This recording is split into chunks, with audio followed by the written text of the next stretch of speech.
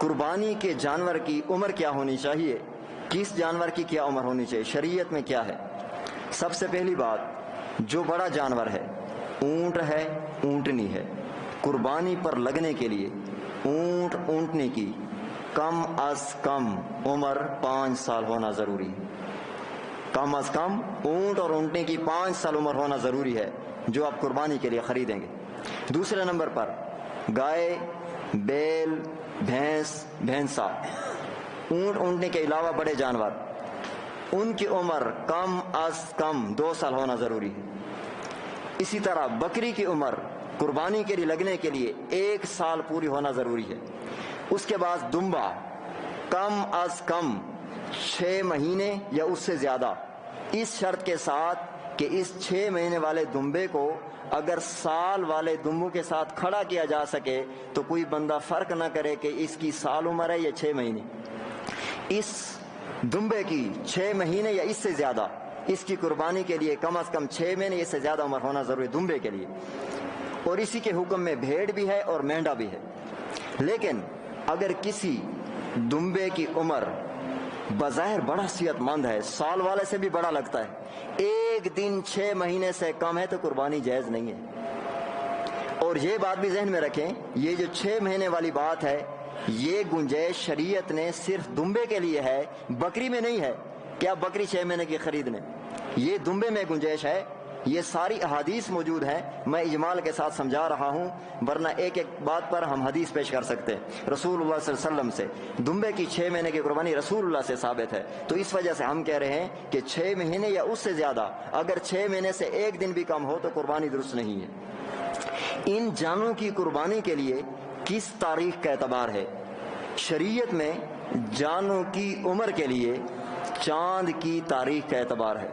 چاند کی تاریخ کے مطابق ان جانوں کی عمر کا پوری ہونا ضروری ہے، پہلی بات۔ دوسری بات، جو ہمارے معاشرے میں عرصے دراز سے یہ بات مشہور ہے کہ جانور کو دندہ ہونا چاہیے، یہ جو 2 دانت ہیں آگے والے، اس کے بغیر لوگ نہیں خریدتے، یہی مشہور ہے۔ لیکن میں شریعت میں جو اس کی حقیقت ہے وہ میں دلائل کے ساتھ ذکر کر دیتا ہوں۔ جو وضاحت میں کر رہا ہوں، احسن الفتاوی میں مفتی رشید صاحب نے لکھا، فتاوی رحیمیہ میں اس کی تفصیل موجود، فتاوی محمودیہ میں اختصار کے ساتھ، یہ 3 فتاوی جات کے ساتھ اس کی حقیقت کو تفصیل کے ساتھ لکھا ہے۔ یہ جو ہم جانور خریدتے ہیں کہ اس کے اگلے دانت دودھ والے گر جائیں، پکے 2 دانت نکل آئیں، شریعت نے ان دانتوں کو معیار قرار نہیں دیا، یہ پہچان کا درجہ ہے، یہ پہچان کا ذریعہ ہے۔ اگر کسی جانور کی عمر آپ کو چاند کے حساب سے یا کسی معتبر ذرائع سے اگر جانور کی عمر آپ کو معلوم نہ ہو تو پھر دانتوں پر اعتبار کیا جا سکتا ہے، یہ مطلب۔ اگر آپ کو جانور کی عمر آپ کو کسی اور ذرائع سے معلوم نہیں ہو سکتی کہ اس جانور کی عمر پوری ہے تو پھر آپ اس دانتوں پر اعتماد کر کے عمر کو پورا شمار کر سکتے، یہ مطلب۔ اگر کوئی بندہ، احسن الفتاوی میں ایک سوال لکھا ہے، اگر کوئی بندہ کہ جانور ہے، بکری اس کے اپنے گھر میں بڑا ہوا ہے، جانور ہے اس کے گھر میں بڑا ہوا ہے، عمر 2 سال پوری ہے، بکرے کی 1 سال پوری ہے، اور گائے بھینس ہے 2 سال پوری ہے، لیکن اس کے دانت جو ہے نا نہیں نکلے، تو پھر کیا ہوگا؟ انہوں نے جواب میں لکھا کہ اگر آپ کو اچھے ذرائع سے کہ آپ کی اس کی عمر پر آپ کو اطمینان ہو تو قربانی جائز ہے۔ کیا مطلب؟ کہ یہ تو آپ کے علماء محققین نے لکھا، یہ دانتوں کا گرنا اور پیدا ہونا یہ آب و ہوا، غذا سے یہ پہلے بھی ہو سکتا ہے، عمر پوری نہ ہو پہلے ہو جائے، عمر مکمل ہو جائے اور نہ نکلے، یہ بھی ہو سکتا ہے۔ تو اصل جو معیار ہے وہ عمر چاند کے حساب سے جانور کی پوری ہو، یہ دندہ ہونا یہ پہچان کے درجے میں ہے، نشانی کے طور۔ اگر آپ کو عمر معلوم نہیں ہو سکتی تو آپ دانتوں پر بھروسہ کر کے عمر کا یقین کر سکتے ہیں، یہ بات۔